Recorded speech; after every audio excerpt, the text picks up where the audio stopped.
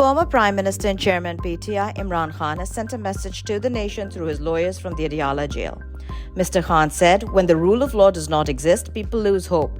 For the past 16 months, these people have ruled without a plan and could not bring about a change. In fact, they've pushed the country back decades. They still don't have a plan and will push the country back even more. Nawaz Sharif's return and my incarceration is the implementation of the London plan. Nawaz Sharif's return has exposed the country's system where the entire country is run based on deals. The London plan was hatched to place Mr. Khan in jail, decimate his party, and reverse the conviction of former Prime Minister Nawaz Sharif.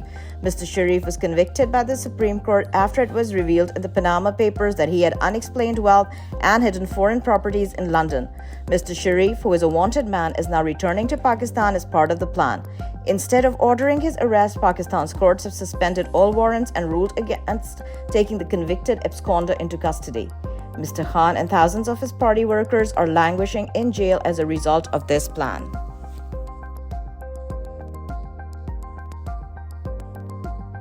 Pakistan Railways employees escalated their protest about unpaid salaries on Wednesday by closing the gate of the carriage workshop, halting traffic.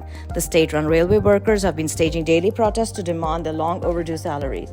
The disgruntled railway employees lamented that they had not been paid for 3 months, making it extremely challenging to make ends meet, especially during times of soaring inflation. They called for the interim Prime Minister to intervene and address this pressing issue urgently. Pakistan's economy has been decimated since former Prime Minister Imran Khan's government was overthrown in April of 2022. According to the Express Tribune, Pakistan Railways is currently grappling with its worst ever financial crisis, which has left it unable to meet its monthly salary obligations to employees, clear pensions for retired staff, and make timely payments to vendors. The Lahore High Court's Rawalpindi bench on Thursday granted police more time until October 26th to recover Awami Muslim League's chief and PTI ally Sheikh Rashid Ahmad, whose whereabouts haven't been traced since his abduction last month.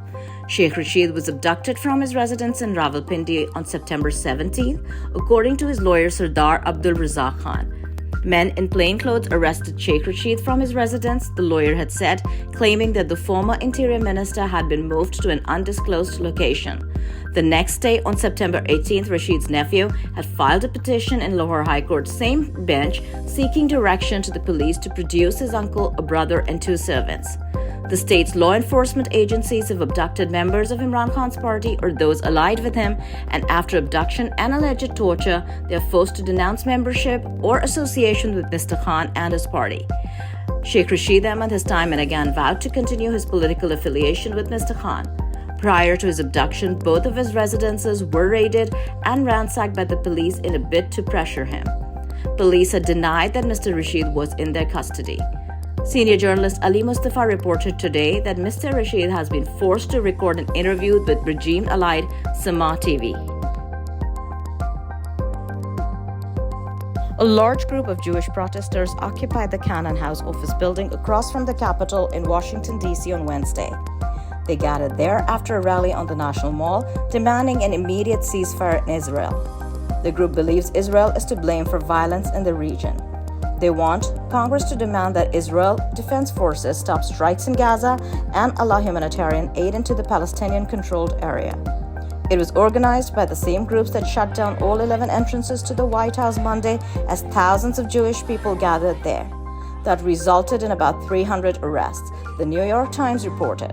The police have been seen leading protesters away from Wednesday's sit-in with their hands bound in zip ties. Dressed in black t-shirts emblazoned with the words, "Jews says ceasefire now and not in our name." The activists sat clapping and singing on the floor in the rotunda of the Cannon House office building and held up large banners that read, "Ceasefire and let Gaza live."